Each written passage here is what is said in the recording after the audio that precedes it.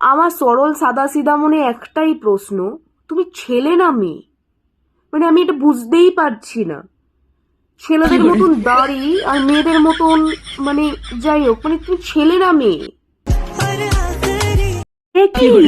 কিছুক্ষণ আগে ছেঁড়া ব্লাউজ পরে কত বড় বড় দুটো জিনিস নিয়ে ভিডিও বানাচ্ছিল, এখন গেঞ্জি পরে ভিডিও বানাচ্ছে। ওই বড় বড় দুটো জিনিস কোথায় গেল? এই ছেলে, এই এই তুমি তুমি কি করো নিজের ওপরে? শাড়ি ব্লাউজ পরলে তখন কত বড় বড়, এখন বেটা ছেলেদের মতন গেঞ্জি পরেছো, এখন কিচ্ছু নেই। এই কি বোঝাতে চাইছো তুমি মানুষকে? পুরো ধোকা দিচ্ছে সবাইকে সোশ্যাল মিডিয়াতে এসে। তাই ভাবি যে কি রহস্য, কি করে ইনি এটা করতে পারছে, বোঝাই যাচ্ছে না। ঠিক ধরে ফেলেছি না, ব্লাউজের তলায় এটা সাদা রঙের কিছু পরেছে, পরে চাড্ডিখানিক ন্যাকড়া নুকড়া ঠেসে ঠুসে গুজে গাঁজে নিয়ে উনি এটা ক্লিভেজ বানিয়ে নিয়েছে।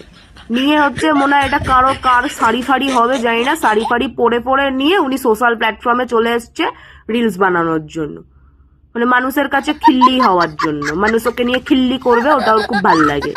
ঠেসে ঠুসে নিয়ে একদম মানে কুমড়োর মতন সামনে দুটো বানিয়ে নিয়েছে। আর লজ্জা লাগে না? লজ্জা করে না? হ্যাঁ, অসভ্যতামি করে, অসভ্য ছেলে একটা, যাচ্ছে তাই ছেলে একটা।